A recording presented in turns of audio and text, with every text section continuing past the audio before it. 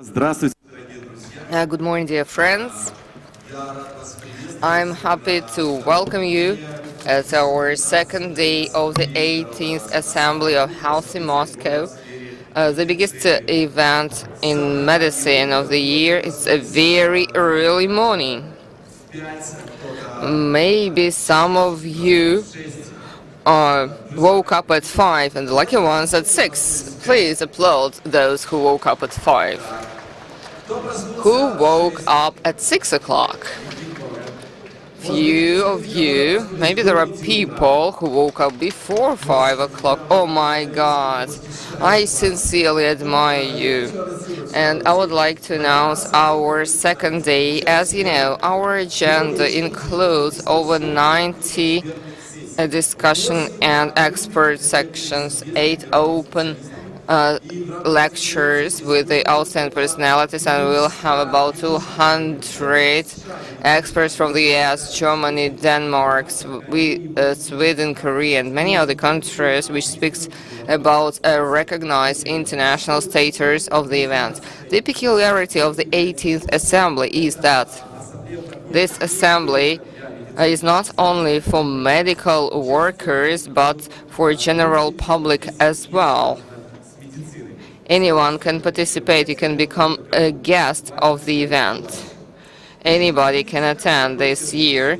And before we open the next session, which is called the new challenges in addictions, the Assembly of Health in Moscow, now we will award the winner of Medical Workers Festival Formula of Life. This festival was established in 2018, and in this case I would like to invite here for the ceremony,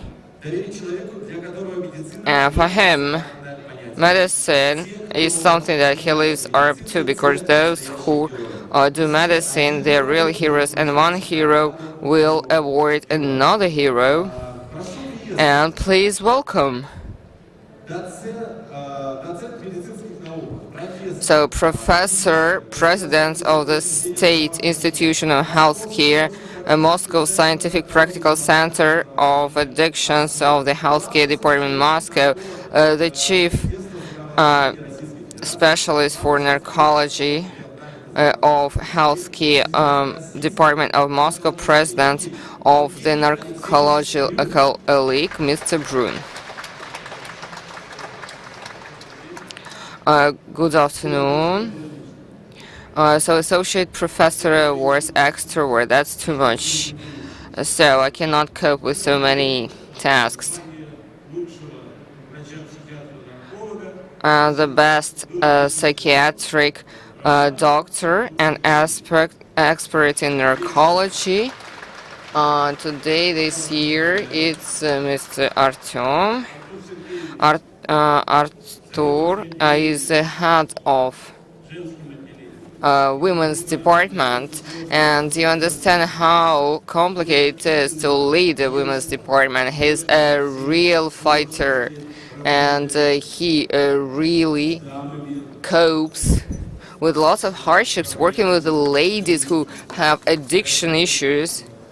And I am very happy that Arthur Romanov has been fighting such diseases for many years, and he deserved such a high recognition and award, the best psychiatric and addictionologist doctor of Moscow. That is for you, best narcologist, psychiatric. And it should be on your table, and your patient should see that every single day. Congratulations. Thank you very much. Let us once again applaud to Arthur. That's very important to work, and the topic of today's session is not very simple, but it's very relevant. The new challenges in narcology. Again, I would like to give you the floor, so we start the session. Well, in the first place, before we start with our agenda, I would like to welcome all of you, all of dear colleagues and friends at this meeting, and there are lots of artists here, and I asked for more young people to attend because there is a certain generation which will be leaving and you will be joining, and it's very important to provide for continuity of our narcotic services and psychiatric care, mental care. I would like to say I'm so sorry to Tatiana Chernobrovkina that we were late with certain actions. Tamara had an anniversary, and unfortunately, the congratulations arrived late, only now. Tamara, come here.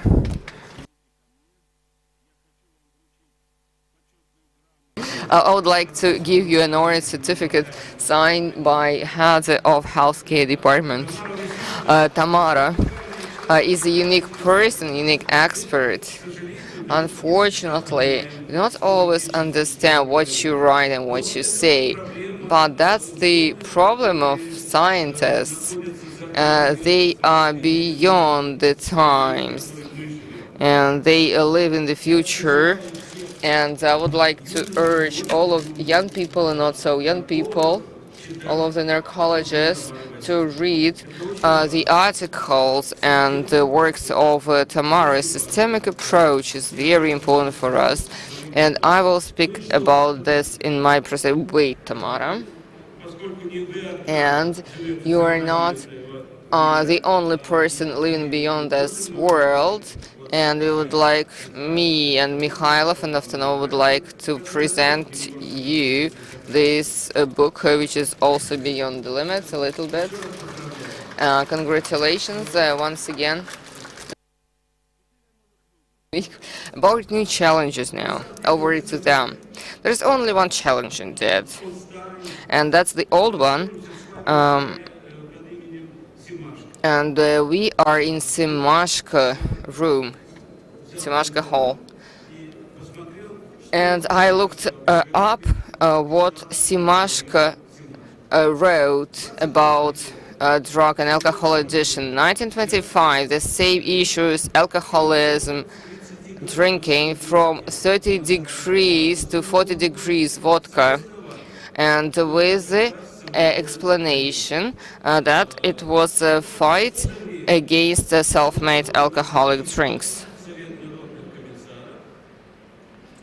And so it was the fight against the bottled gin, moonshining, and also the government decided to develop prevention work. It meant that 3-4 liters per person, that was the alcohol consumption per year. And all of this evolution of alcoholism got ours to 18 liters per capita. Now it's around 10. Now, to be more precise, well, it's only 10 because we cannot be more precise. The numbers. Alcohol is the main challenge as always, and today as well.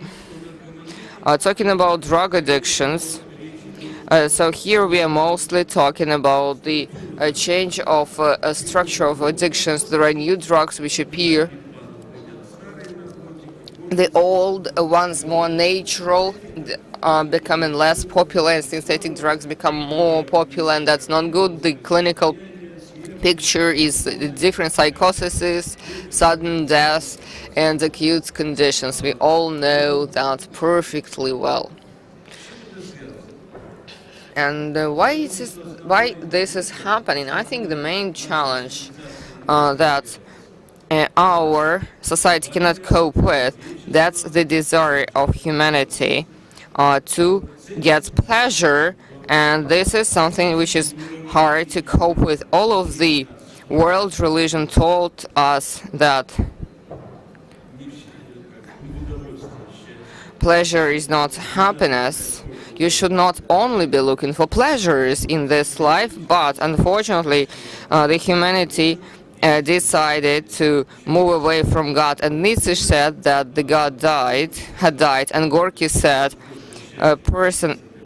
human beings are born for happiness, like birds for flying. And in the 50s, 60s, it was developed by business, and the sale of pleasure started. That's why we have such a situation. This is the main civilizational challenge that we are not coping with.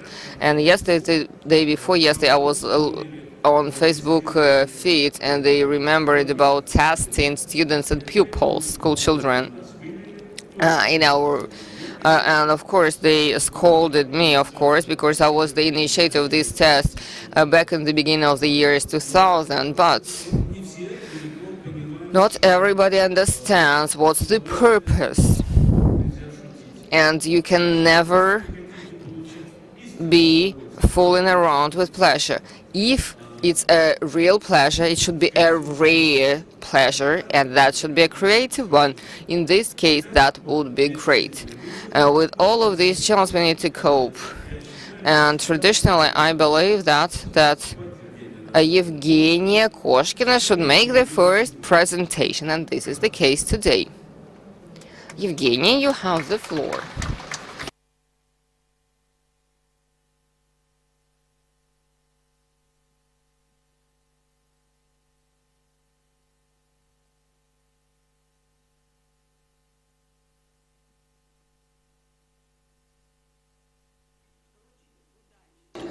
And my presentation is in line with what Evgeny spoke about. I'll try to explain all of those challenges using our professional life in narcology, how we assess narcological situation in Moscow. What are the challenges here?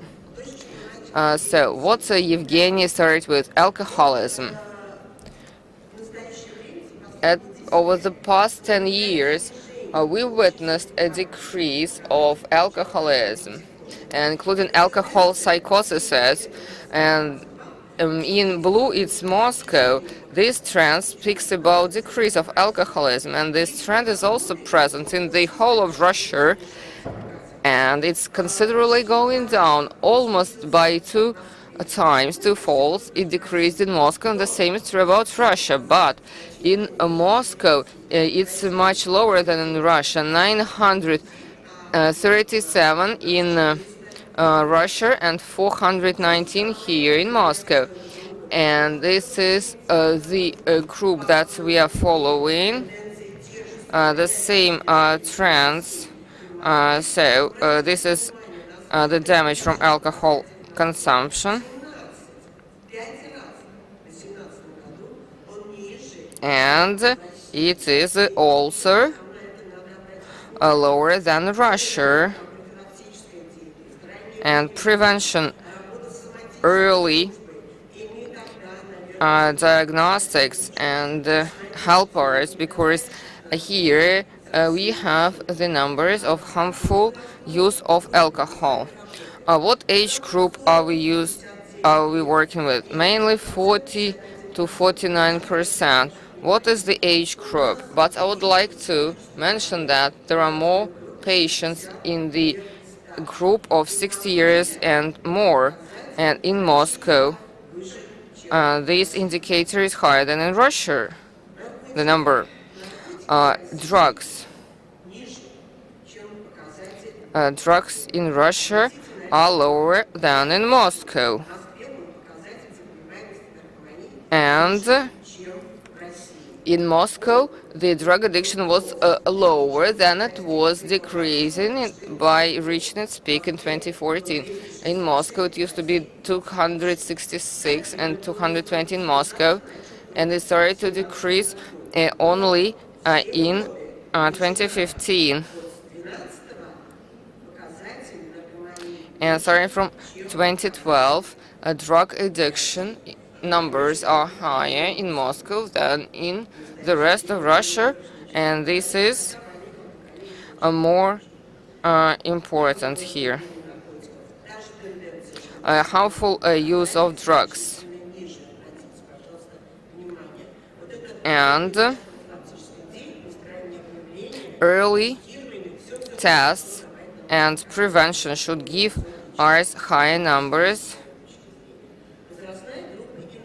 and that's a different age group, 20 39 years, and like we said in the beginning of the 90s, did not live up to 40. They not just they continue to live, and the group of 40-59 is getting bigger. Russia and Moscow, we will see 60 years and older. We have such patients.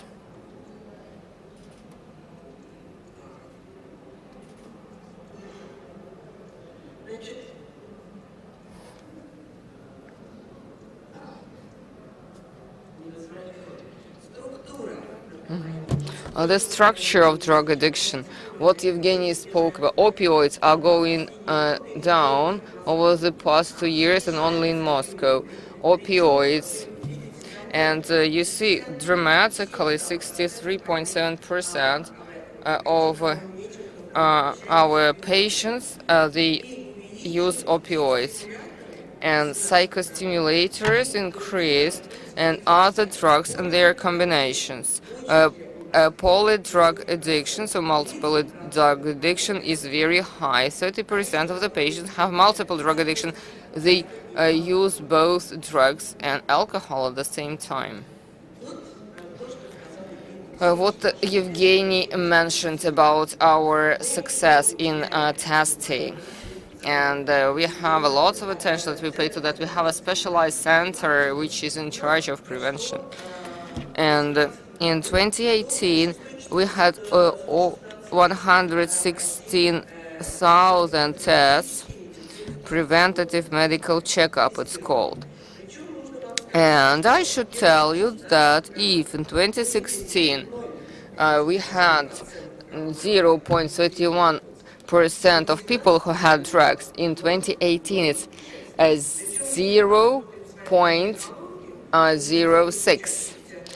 We test students from school and professional institutions, which are colleges. But in colleges it's higher, and the percentage of such students, and this is the trend present in all of the regions. Another interesting challenge that we have is the certification rooms, and you see that the total number of certification tests was done in big numbers, and there are lots of people who come from other regions, and this is evaluation on addictions, and these are people from other regions, and also it's connected with, for example, drunk driving, what kind of substances are found. That should correspond with the structure that we have. Starting from 2014, ending with 18. Opioids, they were over 30%, and now they are half less. Cannabinoids, they increased, and they have quite an important number, about 25%. Amphetamines, they went down compared to 2014. And synthetic catechinones, barbiturates increased dramatically, and cannabinoids of a different content is quite stable but decreased insignificantly. And of course, other psychoactive substances, look at the growth. That's a huge growth. They used to be 5%, now they are more than 15%. We don't speak enough about this, but this is the structure of consumption of substances that we found during our evaluation checks, and we have reliable data on the substances consumed in Moscow. These are the results of evaluation checks. There are less evaluations for drivers in Moscow. Out of the total number, 8,000 drivers were evaluated and tested. In 5,000 people, they were not drunk. 646 were drunk driving. Other substances found 1,412, and the number of rejections from tests increased dramatically. And we have 10 evaluation checkup rooms for testing on alcohol and drugs, and that's our monitoring, and which can provide reliable data.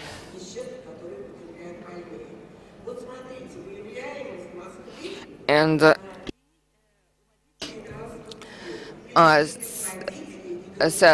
this is the comparison of evaluation checks when the drugs, alcohol was found in different categories of citizens. So opioids in drivers are more found compared to other categories, and different combination of substances are found in other categories more than in drivers. So this is the structure of consumption of substances in Moscow. I would like to speak about one more thing, one more kind of monitoring, and that's a more challenge. We have to cooperate with hospital and medical facilities, and early detection will allow us to improve our results. We did an international study regarding alcohol consumption and other drugs, and we did it in 2019. We all, probably many of you know about that program. Early detection and early intervention was part of that research. So we evaluated the prevalence of alcohol consumption. We did a questionnaire, A4. It was distributed among patients older than 18 years old, and we did a blood test with beta markers, PATH. And we also distributed a questionnaire regarding consumption of drugs. We did this research in Oslo and Moscow. In Moscow, it was made in the Hospital 68. And what we found, very interesting data. Among somatic patients, those who use alcohol excessively, we saw a higher score of by audit 4. Among women, it was more than 5 points. So 19% of patients consumed alcohol excessively in Moscow compared to 21% in Oslo. So this is an international challenge. You know, the presence of somatic patients that consume alcohol excessively. They drink more than 4 shots. In Russia, 75%, in Moscow, 75% of patients have never drunk more than 4 shots during one consumption. But in Oslo, this percentage counted for 40.4%. And there was a very high prevalence of those who consumed alcohol before they were admitted to hospital. That could lead to somatic consequences. Apart from audit, we also did blood tests in order to detect alcohol and psychoactive agents. It was made by high sensitive method that allows to detect high specific markers of alcohol consumption or chronic alcohol consumption. And in Moscow, that number counted for 14% compared to Oslo, 11.4, which shows that 11.4 patients chronically use alcohol. As for medications and drugs, in Moscow this number was 1.4 compared to 6.4 in Oslo. medications 12 compared to 32% in Oslo, and other medications or drugs 13% in Moscow, and in Oslo it's 34, a very high number in Oslo, but still very high in Moscow as well. In our study, apart from alcohol and drugs, we did a questionnaire on smoking consumption, of tobacco consumption. So our patients were asked whether they will smoke or not, and if patient said he didn't smoke, then he did not fill out a questionnaire. What did we found? Among the patients we interviewed, there were more than 3,000 patients, the age group of 18 to 40 years old, male. 60% of men did not smoke compared to 30% of women. In the age group 41 to 60 years old, about 60% of men smoked, and in females the percentage was much lower. So the higher was the age group, the less patients smoke. Women barely smoked compared to men who kept smoking. And we also compared addiction to nicotine and alcohol consumption. By Tegestrom test, we divided tobacco consumers by 4 levels of tobacco addiction: high, moderate, low, and lower. If you look at the higher group, we will see that by audit 4, the highest group that consumed 9 or 16 portions of alcohol, this group showed a very high prevalence of tobacco addicts as well, which means that tobacco consumption should be a focus of our treatments as well. Our studies showed a high prevalence of alcohol consumption among patients, somatic patients. It showed value of combination of audit and biomarkers. High consumption of alcohol allows to recommend to the doctors to do early intervention to avoid alcohol influence on the somatic diseases. A reduction of alcohol consumption can give a better improvement of a state of somatic patient. In Russia, audit 4 can be used in hospitals in order to define consumption, alcohol abuse among patients. Among patients of somatic hospitals, it was proved that tobacco consumption has a very high prevalence in Russia. Thank you very much. Thank you very much, Evgenia Anatolievna. Are there any questions to Evgenia? Okay, please introduce yourself.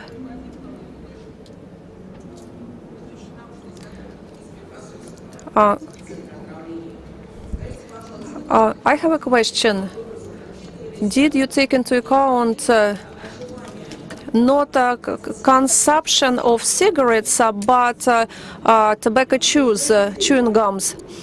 Well, I understand this problem. We asked about smoking habits because our questionnaire was designed to detect smoking.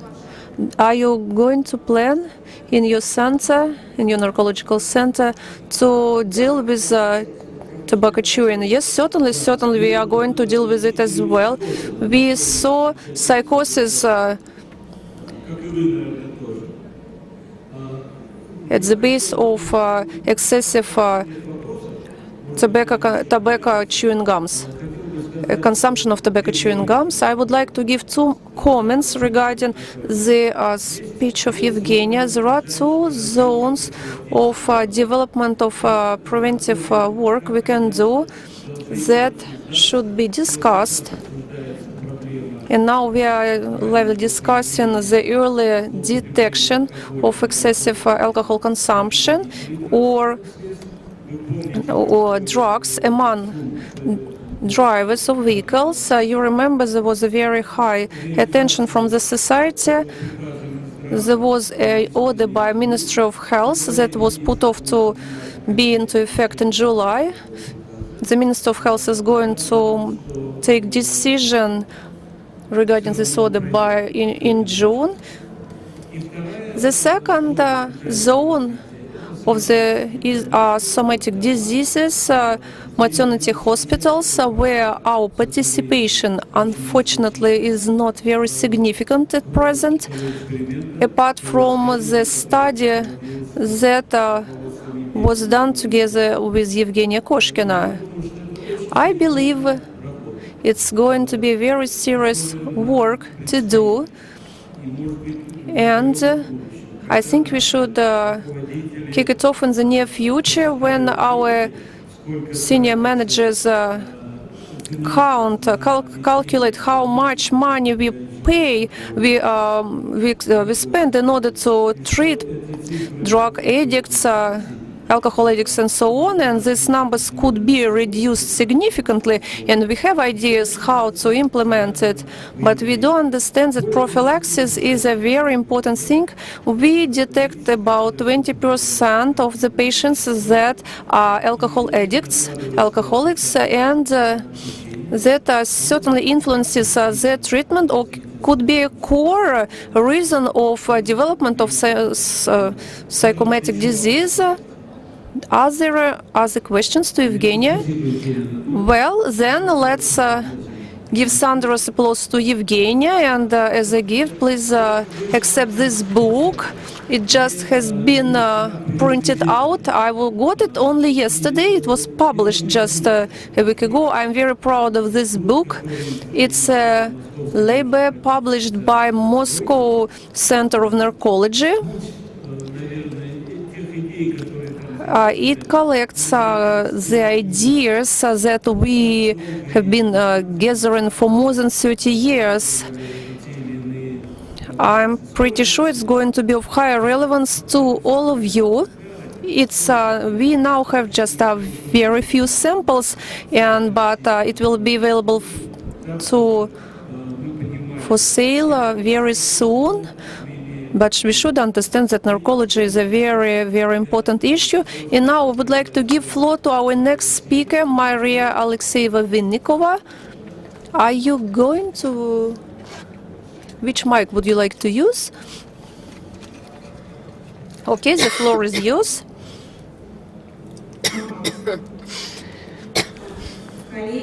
Dear colleagues, good morning. Good and very early morning. Today, I would like to talk about syndrome of addiction of psychoactive agents among patients with comorbidity pathology. We have done a few reports on this topic, and even last assembly saw another report. Our focus was the therapeutical points of treatment. Today I would like to talk in more detail about clinical dynamical features of the addiction syndrome among comorbidity patients. Some interesting data from scientific literature. First of all, the definition. So when we talk about comorbidity patient or double diagnosis patient, means that the patient has two diseases. Now we are talking about psychological and narcological issues. It's very important to understand that two pathological processes could be linked together in a genetic way. Patients that have double diagnosis need special treatment, certainly. In the population, at present, we see a growth of patients suffering from psychological and narcological pathologies, which makes this issue very relevant today. And it is dealt both by local and international researchers. Today, there is no one universal model that could explain the link between endogenic processes and addiction to psychoactive agents, and we certainly talk first of all about pathogenesis. Most of the clinical studies show that psychological diseases are associated with a higher risk of development of addiction syndrome from psychoactive agents. Half of the patients suffering from schizophrenic spectrum of diseases, this is our scientific topic, develop some lesions linked to the consumption of psychoactive agents. About 30% of them excessively consume alcohol, and about 25% use drugs. And the consumption of such agents increases the risk of schizophrenia development, and these patients have a risk of double diagnosis. Patients that use more than 3 psychoactive agents suffer more often from schizophrenia and bipolar affective disorder compared to the patients that use only 1 psychoactive agent. It is interesting that in the population of the patients that suffer from alcohol and cannabinoid addiction, there are more forms of schizophrenia compared to those who do not use psychoactive agents. And psychotic disorders with the use of amphetamines and cannabinoids are considered as risk factors for schizophrenia development. Among patients suffering from disorders of schizophrenia spectrum, 41% consume psychoactive agents in forms of randomly or regularly. If we look at the patients that suffer from schizophrenia, we see that 24% of them consume alcohol, 26% cannabis, 28% opioids, and 22% other psychoactive agents. Those are the data taken from scientific literature. Yes, taken.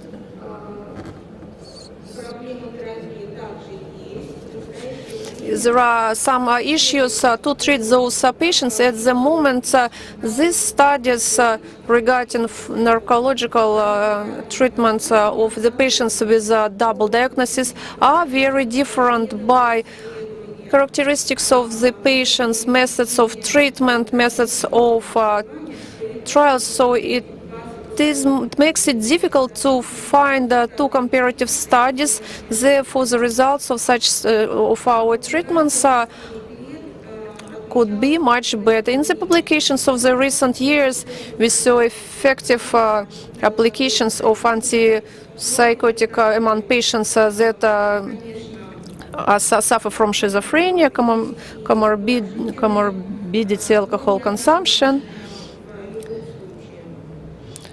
Patients with double diagnosis that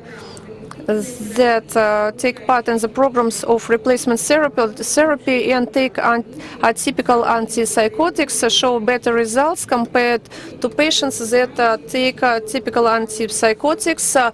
We certainly understand that we talk about patients that have opioid addiction, and we are talking about replacement programs that take part carried out internationally. Success of such treatment can be achieved if provided there is a combination of traditional therapy of endogenic psychosis and treatment of syndrome of addiction to psychoactive agents. In the study we performed, we recruited 166 patients with the diagnosis F19.2, which is syndrome of addiction to a few psychoactive agents. All the patients were men. Almost 66% of the patients didn't have comorbidity diseases, but 74%, which accounted for 90 people, had a double diagnosis. What is interesting, initially, when admitted to psycho clinic, the diagnosis had been made to 60% of the patients, but to 40% of the patients, which is quite a low diagnosis, was not had not been made.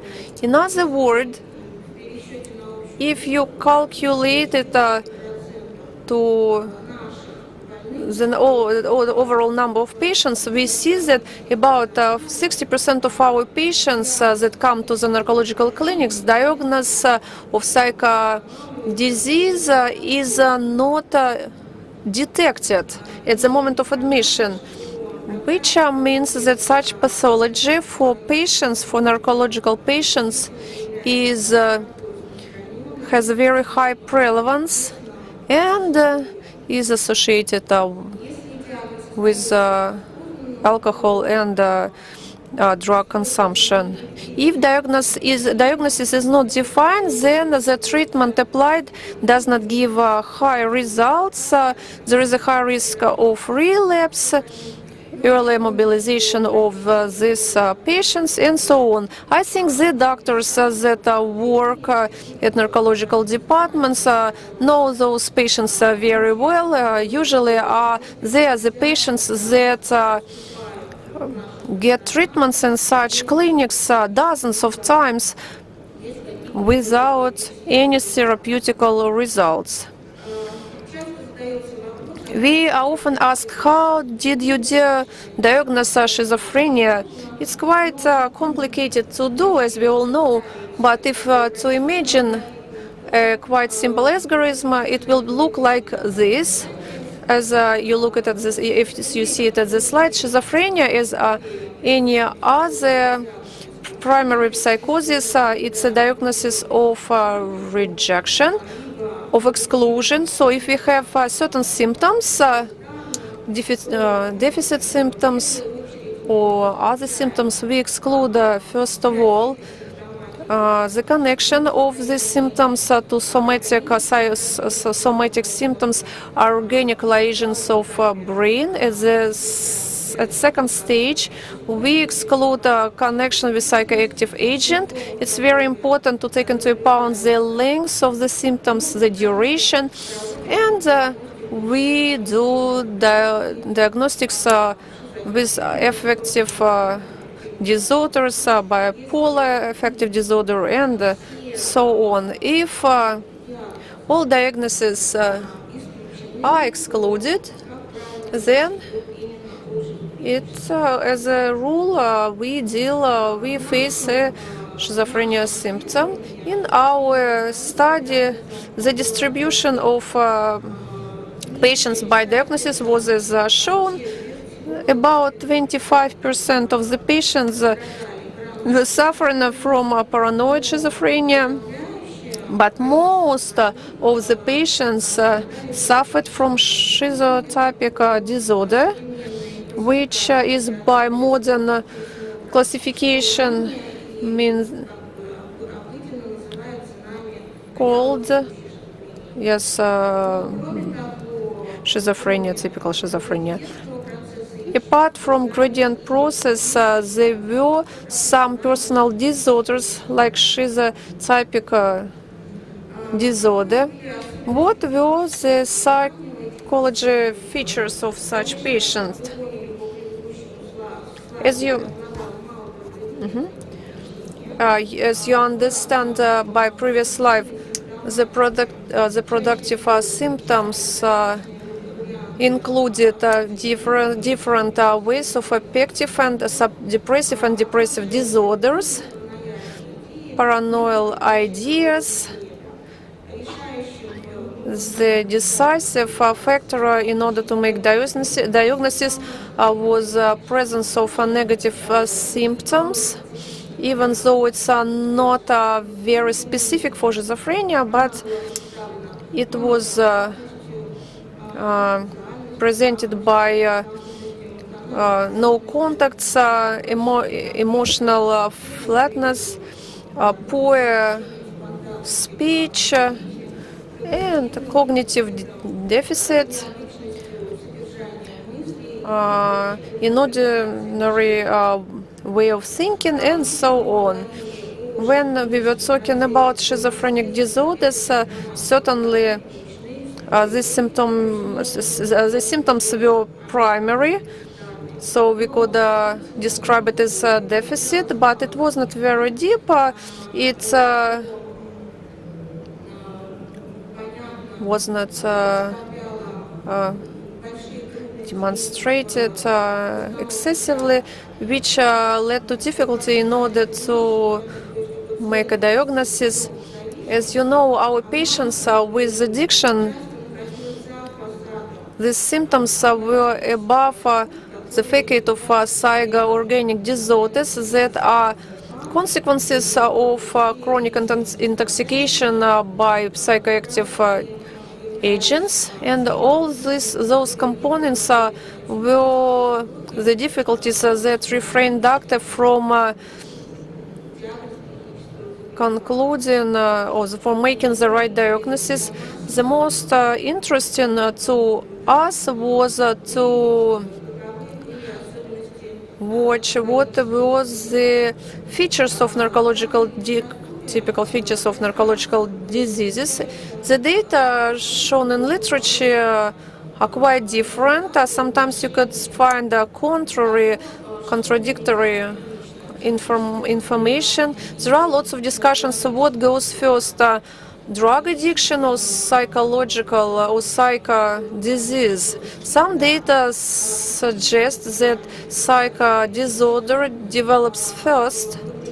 For example, in works by Goffman, it says that it could be 50-50. Sometimes it's preliminary, secondary, sometimes not. Our study showed that about 20% of cases, the addiction syndrome developed in the first way, and schizophrenia disorders developed then. In other words, we did not find the signs that would prove that psycho disorders do develop before the consumption, the addiction.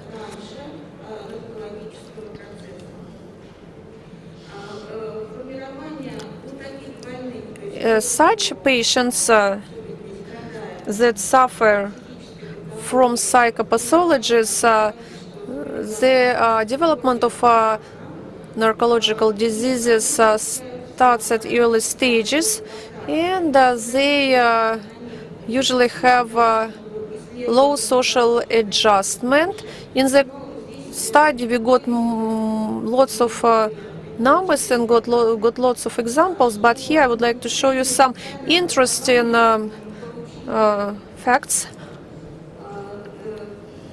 Talking about the education, 34% of comorbidity patients got studied in college compared to 64% of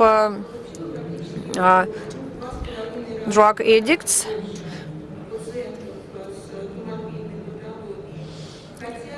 Even though correction school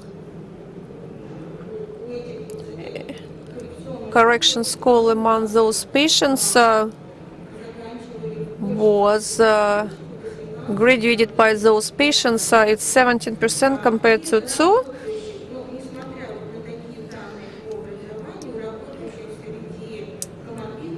Among comorbidity patients, only 20% of them worked, compared to 41% of drug addicts. Most of the patients were single, did not have any relationship, so 80% compared to 60%. It's interesting to discuss the motivation to consume psychoactive agents. Patients with double diagnosis responded that the highest motivation was quite interesting to get an experience, to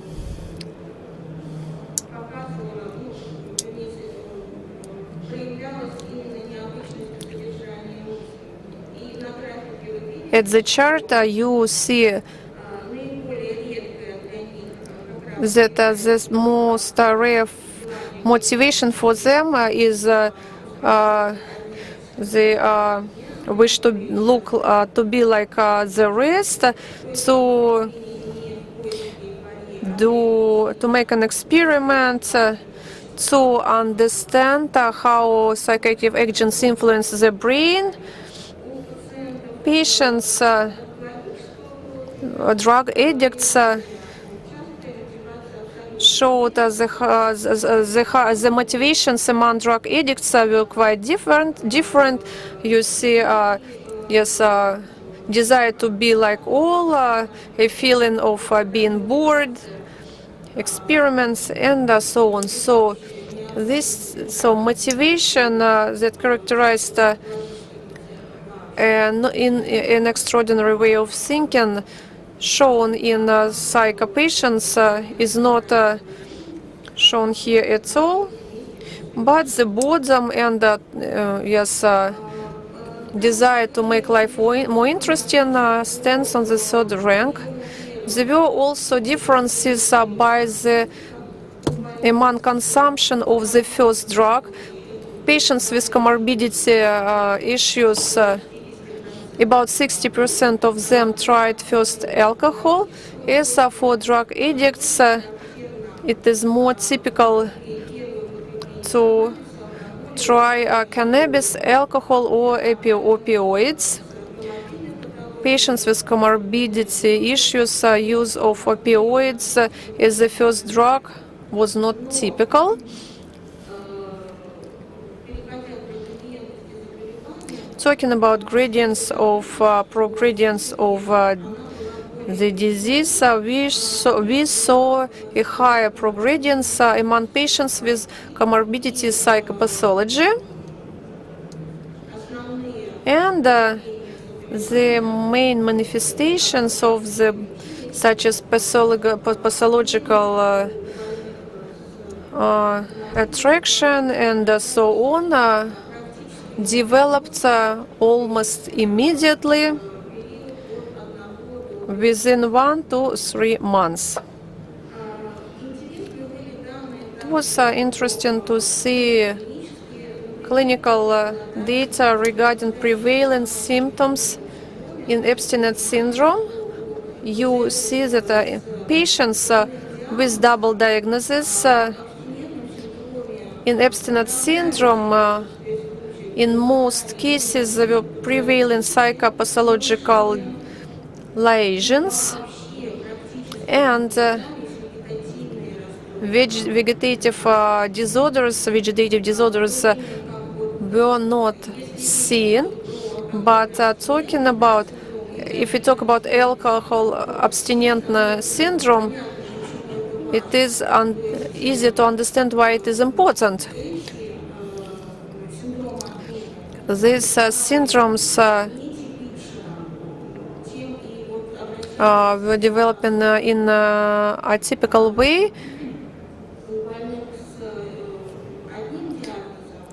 Patients with one diagnosis had a different clinical picture.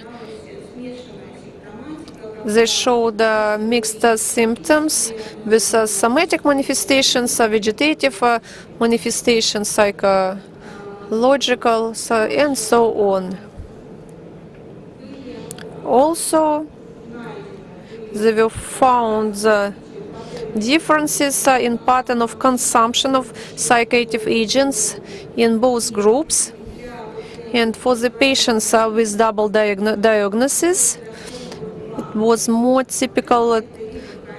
Two patterns were most typical: chaotic, either chaotic consumption or use of psychoactive agents with antagonistic action.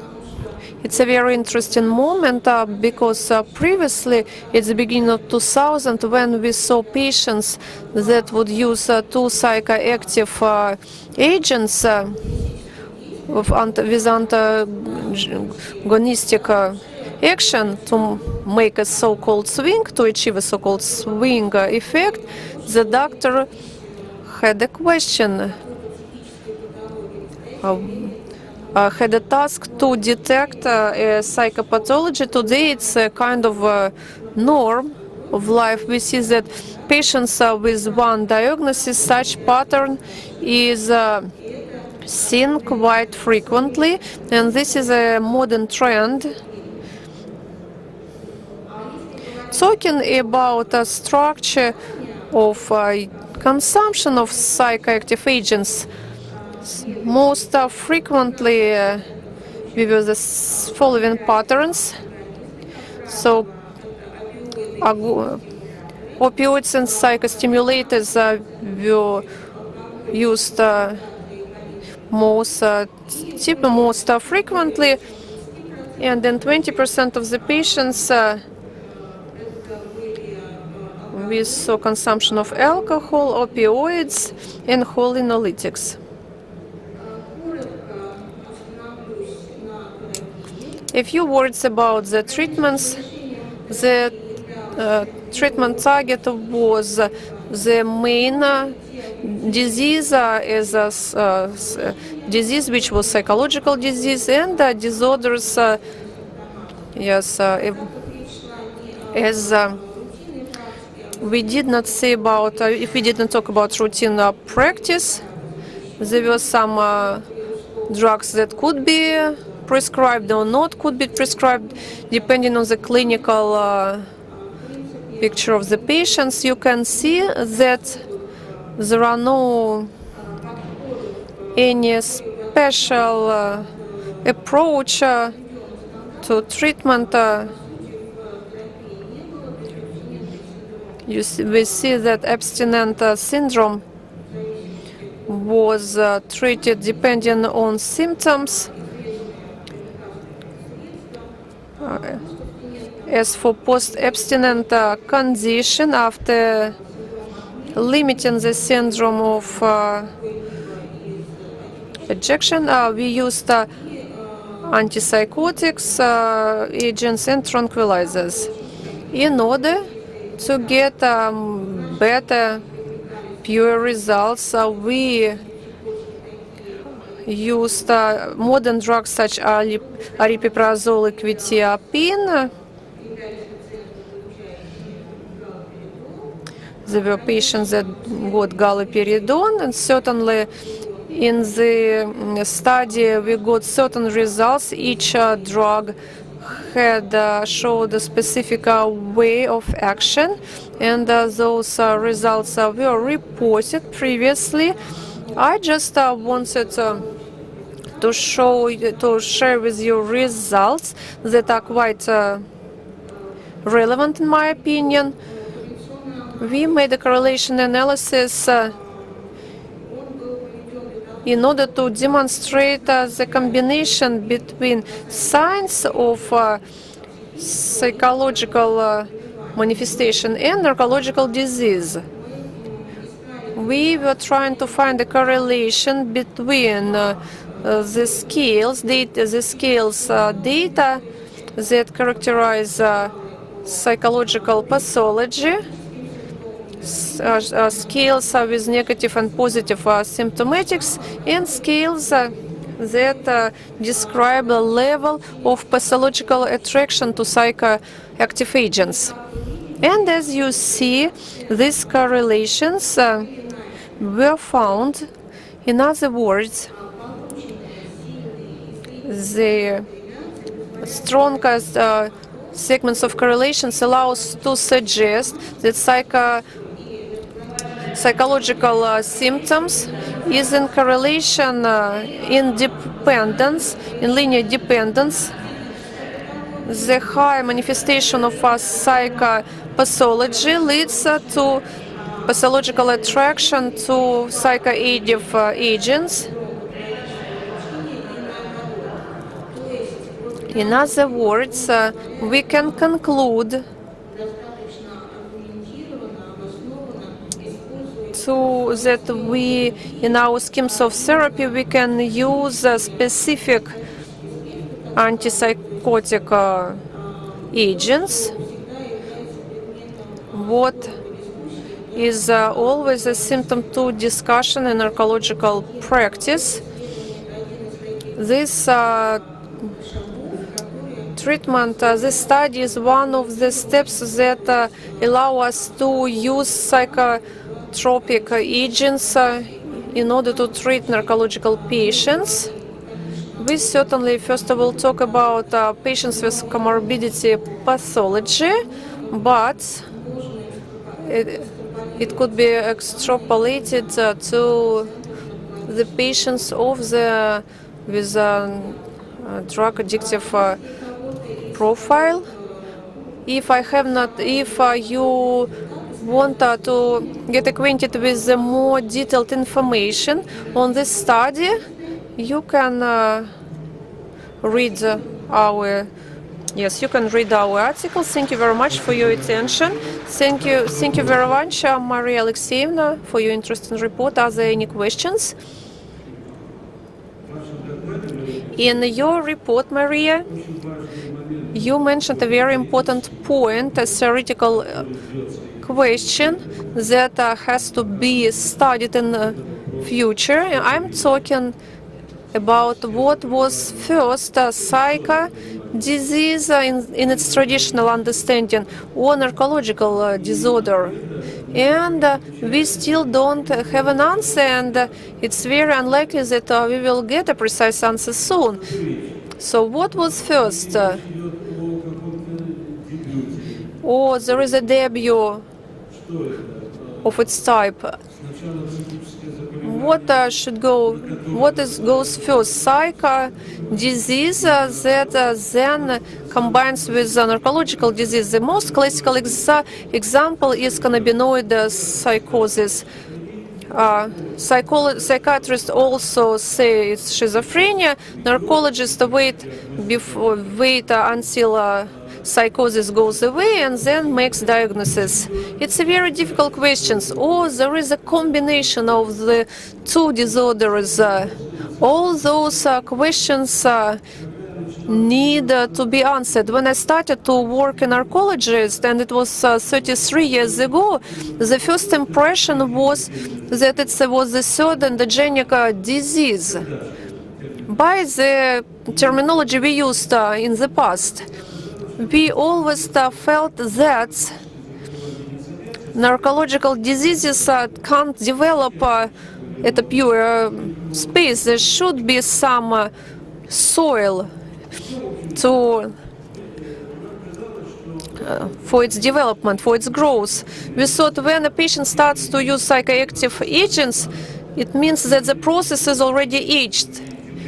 If you see that that patient has hallucinations, it means that the process is quite mature. So let's study psychopathology altogether.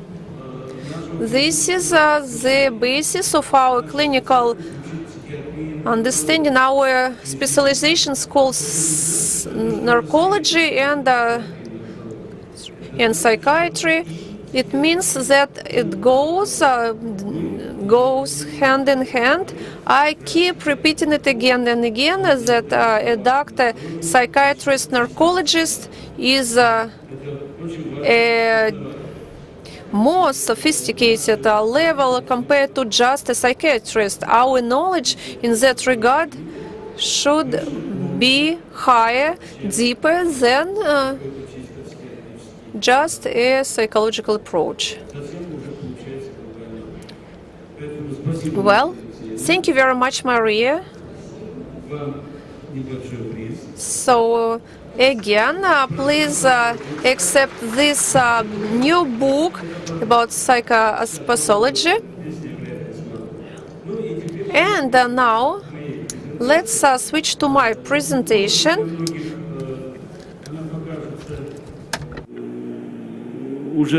It may seem too banal and too well known, probably. And maybe I've covered that topic many times already, and it is very important. You can see there in the big screen what's written there. So this is what I believe in, and I keep on showing this slide. So there is a lot of text, but it has the expression of my understanding of narcological diseases.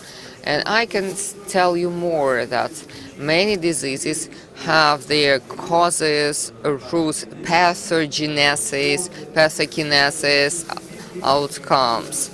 So, and there is certain picture of the disease. In our case, that's absent, and that's all a chimera, a lion head, and the body of a goat and the tail of a snail. It's a chimera twice or thrice, because these combinations may vary greatly, and we don't know how they will look like. In genetics, chimeras are conditions when different cells contain different genetic materials, and it gives a clinical picture. Mikhail, that's a question to you. It's not necessary to answer it now. Are there any scientific works in psychiatry and narcology about that? You should look for them. I mean, look from this perspective. What are chimeric individuals? Maybe we are getting close, maybe not. And there should be certain studies. Understanding narcology like that, the disease which is manifested because of many risk factors, and the combination of risk factors is quite unexpected, twice or thrice a chimeric combination. And it's very important to know that in medical terms we can stop that, but lots of risk factors, we can do nothing with them at genetic level. They will accompany the person till the rest of his life. That's why it's not stopping process. I like how our colleagues, well, our patients who are being cured, it will take the rest of our life to get the curement.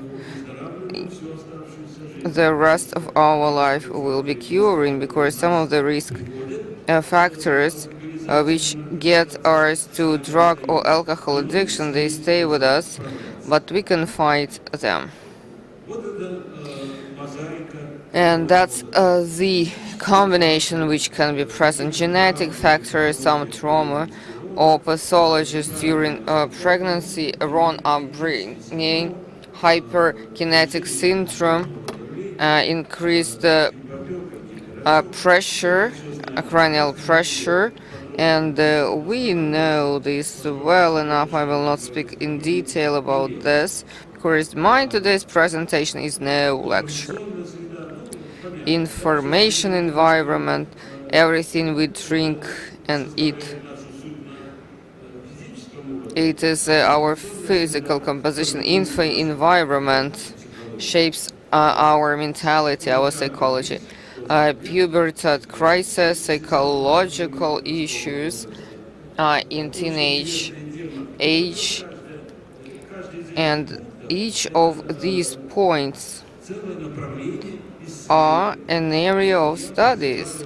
And I would like to talk to our young doctors. You should be actively involved in scientific and research work for many of these areas. That's not so complicated. We have at the same time 1,500 to 1,000 patients, and it's very easy to find the materials for your studies. And also the onset of narcotic or alcoholic life, when you start to belong to a subculture, vodka beer subculture, narcotic subculture. And the last thing which appeared in the world, that was American experience, heterogenic dependency. So the pharmaceutical companies, together with the doctors, and they made an agreement. They started to supply American citizens with narcotic painkillers. And about 10% of American population takes opioids, analgesics. Some of them they die because of overdoses. Some of them become drug addicts. 1 year and a half, we met with a group of American experts, and they were complaining that federal legislation is wonderful, but the same as international drug legislation, but some of the states have legislation freedom and they legalize certain types of drugs. Heterogenic dependencies, addictions, and by the way, in Evgenia's research, it was, as far as I remember, about 6% of patients who consume medical psychopharmacological drugs without prescription, and we have a feeling that this number is growing, and we should be attentive here as well.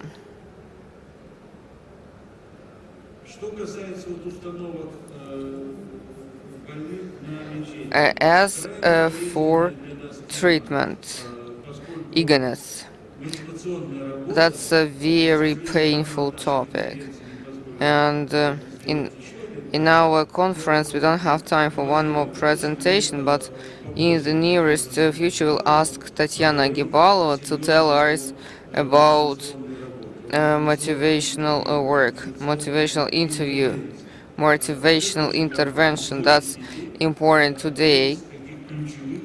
It's one of the key clinical problems. All of the clinical experts can understand me. Well, when in a department there is a patient with addiction, the rest of the department is going mad, and people start to leave the hospital, they violate the rules, and so on and so forth. That's a really important topic.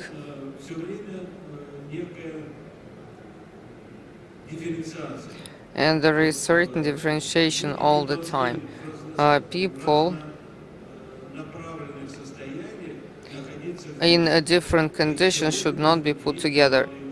They should be split into small groups based on condition. That's clear, right?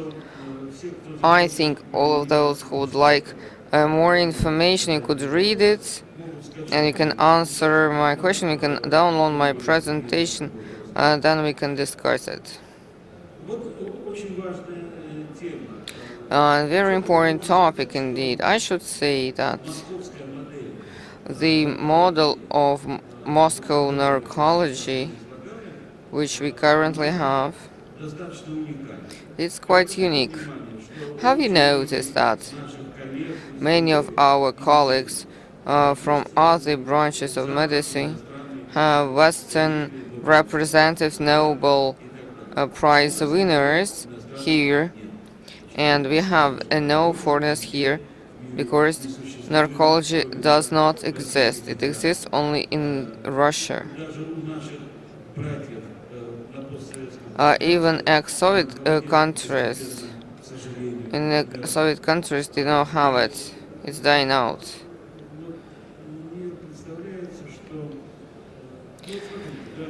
Look, let us start with the following.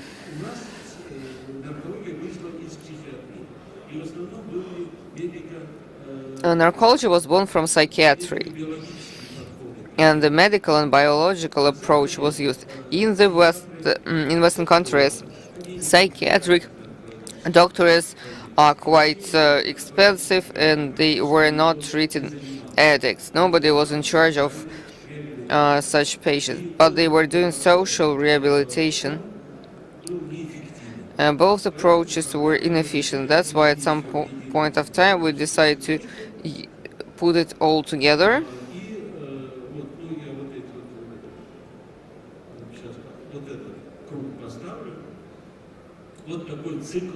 That's how we came up with this closed cycle of prevention and rehab. What we developed in Moscow, it was accepted at federal level and recommended in all subjects, administrative subjects of the Russian Federation, and the main ideas of this system were included into international guidelines on treatment of drug addiction and rehabilitation.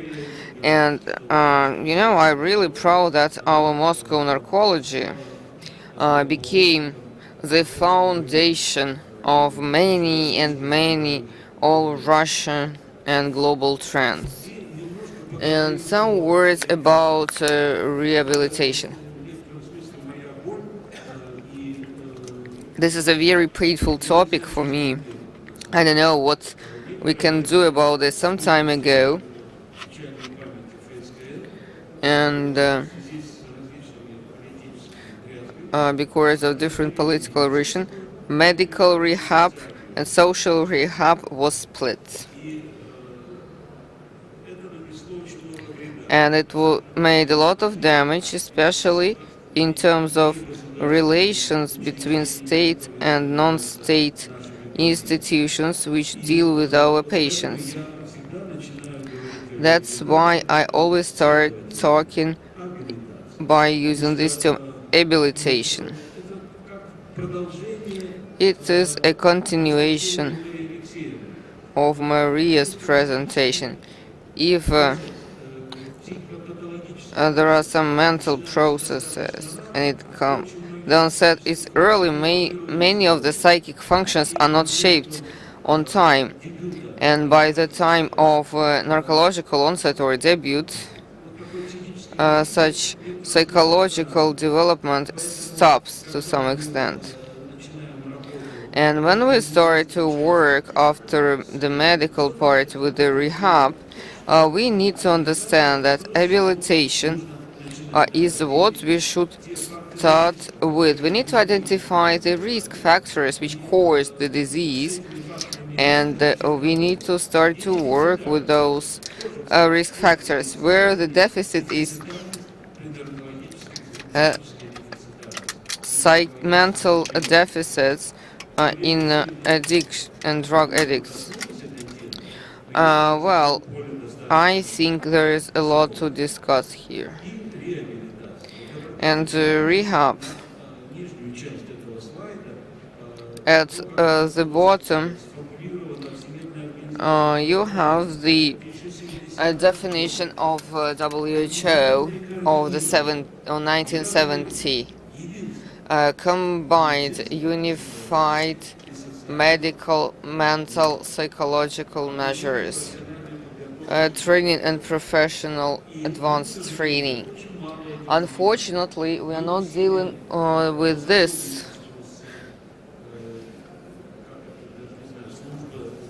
And also, as for our cooperation with employment services, now they are in social protection system. On top of general words and wishes, nothing happened in our cooperation. And we were asking them to come to our clinics with their employees, start professional training. By the way, in some rehabilitation centers, I saw how patients were given a profession, simple ones. And when they also they were out of the clinic and healthy, so they would do their own business, and also they would hire people who are similar to them. Quoting or working places for our patient, that's a dead idea. No employee is ready to employ our patients and take care of them. They are only interested in cooperation with us to fire a person who's drinking. That is it. And these are the problems which need to be solved.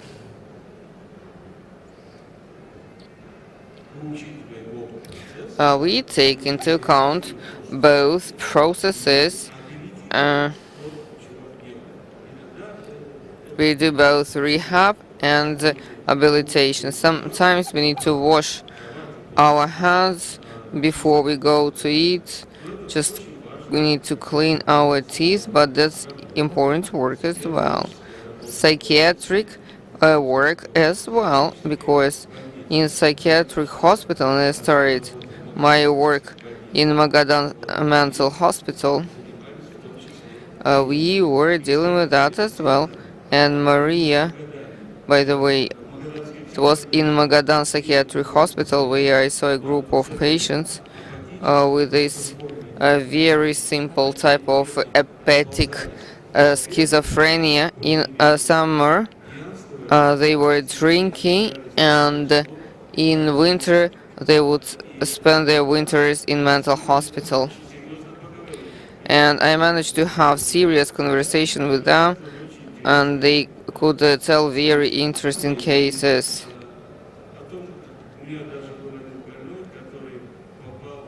And I had one patient who also was a witness for Kirov, a murderer, and he was put to prison. Very interesting guys.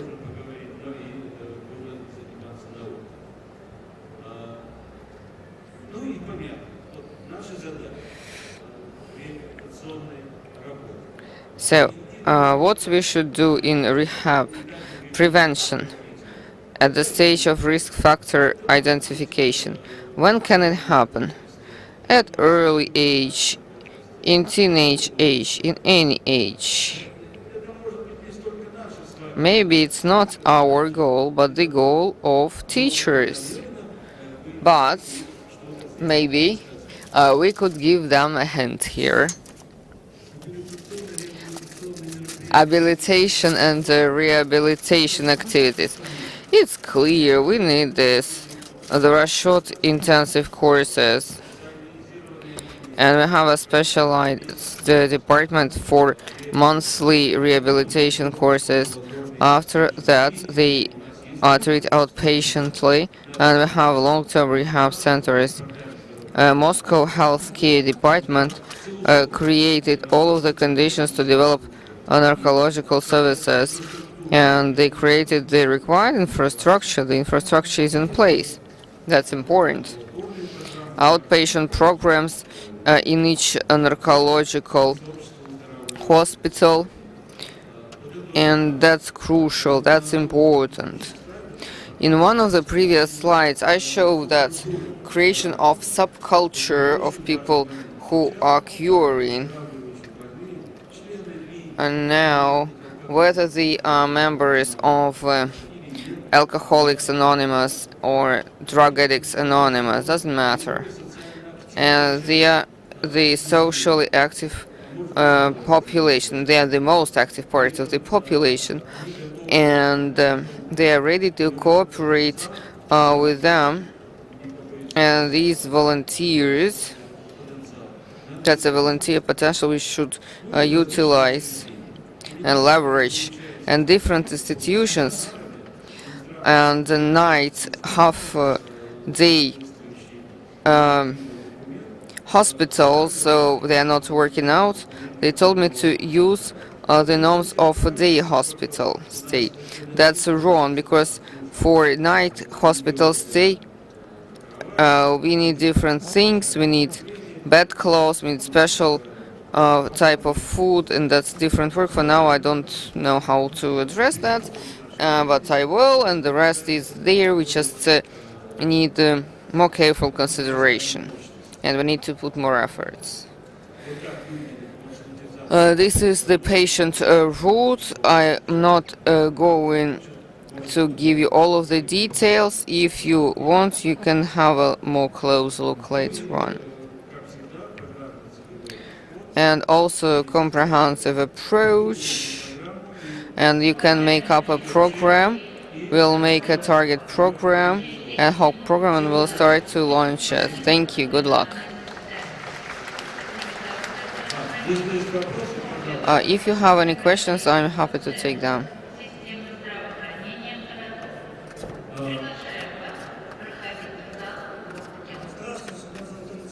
My name is Alexander. I'm here as a guest. My question is the following. The question is to all of the speakers, actually. And indeed, alcoholism is a very serious problem in our country. And people just drink. And today, my friend was brought to mental hospital by the ambulance because of drinking. I did not hear what measures are taken to fight alcohol. The alcohol is being sold. The population is drinking heavily. The person has been drinking since the age of 12. He doesn't want to do anything by himself, and that's a very serious problem. I will briefly reply, and it's not our fault, not the state's fault that the person has been drinking since the age of 12. That's the fault of the family. If at the age of 3, 4, a child sees a happy drunken father, what he will do when he's adult? And then upbringing of young parents is our goal. What the state does to help decreases the time of sale for strong spirits, and then accessibility of alcoholic drinks for the population. The state Duma is considering a draft law from Healthcare Ministry to increase the age of sale alcohol up to 21 years, and that promotion of healthy lifestyle decreased by 2-fold alcohol consumption. Yes, which is sold, because there is a shadow alcohol that we cannot calculate and take into account, but there are indirect indicators of less intoxications and mortality. Psychosis rate is decreasing. It speaks about the fact that people drink less and less every year. And if you heard Evgenia's presentation in Moscow, the number of people who drink is less, because there is money, there is a lot of places for hobbies to spend time, the city is convenient, smart city. It all decreases alcohol consumption. And also we would love to get to move away alcohol from small stores. So that would be wonderful. Thank you.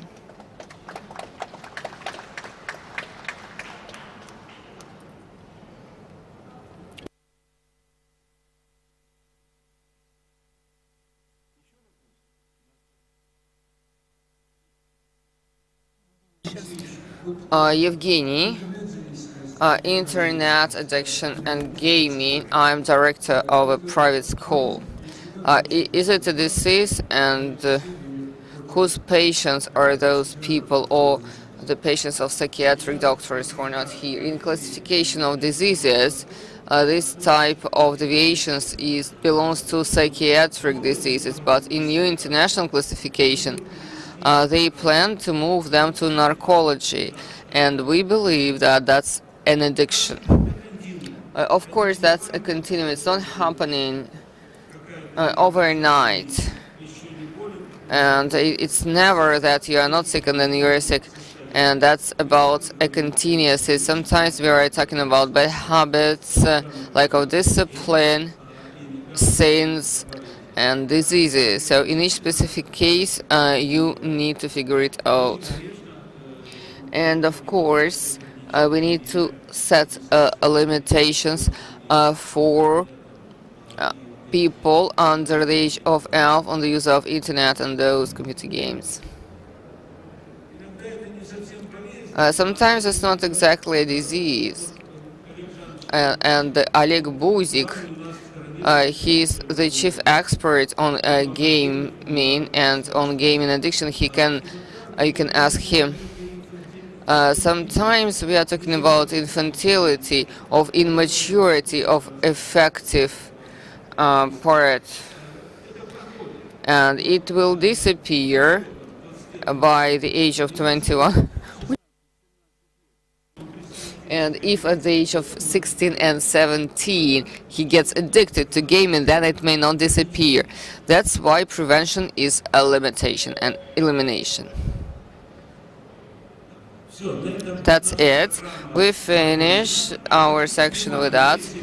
I have an important announcement for those who have such red badges. Most people have green badges. For everybody. Please go to Botkin Hall. There'll be very interesting session on digital medicine. I don't know, seminar, probably workshop, lectures with international speakers.